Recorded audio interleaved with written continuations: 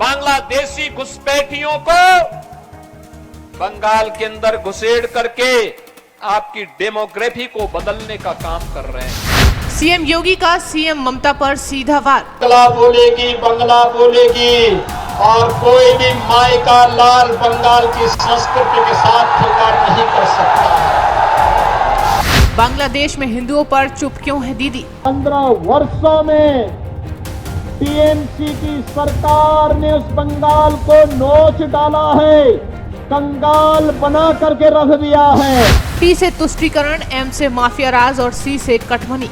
जंगल राज, ये अपराध, ये बंगाल के अस्तित्व के लिए एक संकट है, एक चुनौती है। बंगाल के चुनावी रण में गरजे सीएम योगी। हमें माफिया राज वाली सरकार नहीं चाहिए, माफिया को रौंदने वाली सरकार चाहिए। माफिया को बुलडोजर से रौंदने वाली सरकार चाहिए। पश्चिम बंगाल की राजनीति काफी दिलचस्प होने के साथ साथ रक्त रंजित इतिहास के लिए भी जानी जाती है। यहाँ यूं तो चुनावी बहस में नारों, भावनात्मक अपील और आरोप प्रत्यारोप की राजनीति होना कोई नई बात नहीं है, लेकिन इस बार कुछ अलग ही संकेत मिलते हुए नजर आ रहे हैं। उत्तर प्रदेश के मुख्यमंत्री योगी आदित्यनाथ ने रविवार को अपनी पहले ही दौरे में 3 रैलियों के जरिए जिस तरह का राजनीतिक माहौल बनाया, उसने पूरे चुनावी परिदृश्य को एक नई दिशा दे दी है। यहाँ उन्होंने धुरंधर शैली का परिचय देते हुए साबित कर दिया कि उनकी सहभागिता केवल प्रचार तक सीमित नहीं है, बल्कि एक स्पष्ट वैचारिक हस्तक्षेप है जिसने तृणमूल कांग्रेस के लंबे समय से स्थापित प्रोपेगेंडा को सीधे चुनौती दे दी है। बता दें कि ममता बनर्जी और तृणमूल कांग्रेस लगातार भाजपा को बाहरी बताकर ये धारणा गढ़ती रही है कि बंगाल की अस्मिता पर खतरा है और हिंदी थोपी जाएगी। योगी आदित्यनाथ ने इस पूरे तर्क को जड़ से चुनौती देते हुए बहस को दिशा ही बदल दी। बता दें कि बंगाल की सियासत में इस वक्त जो तस्वीर बन रही है, उसने ममता बनर्जी की रणनीति की नींव तक हिला दी है। नरेंद्र मोदी के पास से जैसे ही सीएम योगी आदित्यनाथ की एंट्री हुई, वैसे ही पूरा माहौल बदल गया। मंच से लेकर गलियों तक एक ही नाम गूंज रहा है, योगी। भीड़ इतनी उमड़ी कि कुर्सियां कम पड़ गईं।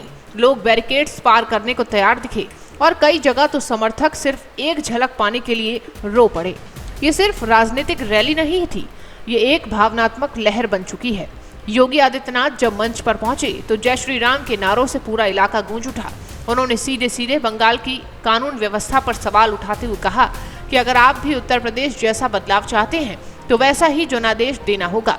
उनका इशारा साफ था कि डबल इंजन सरकार ही बंगाल की तस्वीर बदल सकती है। उत्तर प्रदेश की जनता जनार्दन ने उत्तर प्रदेश में डबल इंजन की सरकार दी।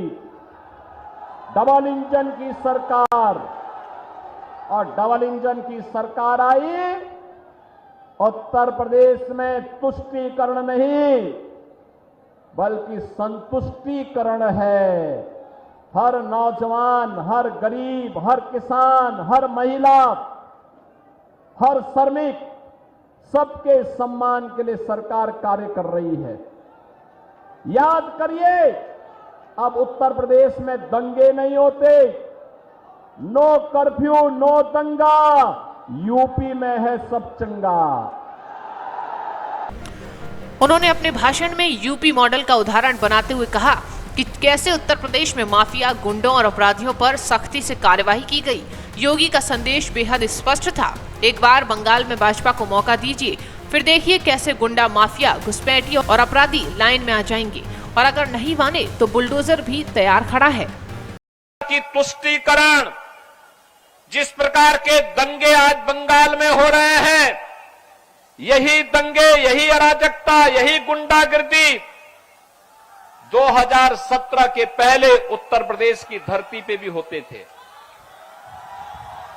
इससे ज्यादा होते थे। वहां हर तीसरे दिन एक दंगा होता था। पर्व और त्योहार के पहले उपद्रव शुरू हो जाता था। उत्तर प्रदेश बीमारू राज्य हो गया था। उत्तर प्रदेश में अराजकता चरम पर थी। कोई पुरसाहाल नहीं था, न बेटी सुरक्षित थी, न व्यापारी सुरक्षित था। उद्योग धंधे वहां भी बंद हो रहे थे, पलायन हो रहा था। और 2017 में प्रधानमंत्री मोदी जी के आह्वान पर उत्तर प्रदेश की जनता ने उत्तर प्रदेश के अंदर सरकार बनाई। दरअसल रैली में मौजूद बुलडोजर सिर्फ मशीन नहीं बल्कि एक राजनीतिक प्रतीक बन चुका था, एक ऐसा संदेश जो सीधे अपराध और अर्थव्यवस्था और अव्यवस्था के खिलाफ था। भीड़ इस बात पर जोरदार प्रतिक्रिया देती हुई नजर आ रही थी जैसे उन्हें किसी सख्त फैसले का इंतजार हो। कोलकाता का मेयर आपको चुनौती देता है, कहता है कि बंगाल की आधी आबादी उर्दू बोलेगी, यानी बांग्ला को समाप्त करना चाहते हैं, बंगाली को समाप्त करना चाहते हैं। ये इनकी टीएमसी की साजिश को सफल नहीं होने देना है। उनको बोलो, चलो कहते हैं कि यहां उर्दू बोली जाएगी, उनको बोलो उर्दू जहां बोली जाती वहां जाओ, बंगाल में बंगला ही बोली जाएगी। इसी बीच यहां यह भी देखने को मिला कि जहां अन्य नेताओं की रैलियों में भीड़ जुटानी पड़ती है तो वहीं योगी की रैलियों में भीड़ को नियंत्रित करना चुनौती बन जाता है। कई बार सुरक्षा एजेंसियों को अतिरिक्त सतर्कता बढ़ानी पड़ती है। सबसे खास बात और यादगार पल तब आया जब खुद प्रधानमंत्री मोदी मंच से इस जनसैलाब को अपने मोबाइल में कैद करते हुए नजर आए। ये दृश्य अपने आप में इस बात का प्रमाण था कि ये भीड़ सामान्य नहीं बल्कि एक बड़ा राजनीतिक संकेत है। राजनीतिक गलियारों में अब खुलकर ये चर्चा हो रही है कि बंगाल में बीजेपी के लिए योगी आदित्यनाथ सिर्फ एक प्रचारक नहीं बल्कि एक फैक्टर बन चुके हैं।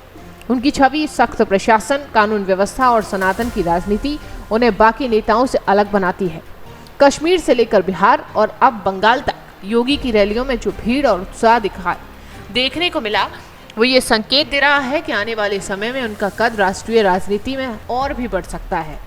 अब सबसे बड़ा सवाल यही है, क्या मोदी और योगी की ये जोड़ी बंगाल में सत्ता का समीकरण बदल पाएगी? फिलहाल जो तस्वीरें सामने हैं वो साफ कहती हैं कि बंगाल की राजनीति में मुकाबला पहले जैसा बिल्कुल नहीं रहा है।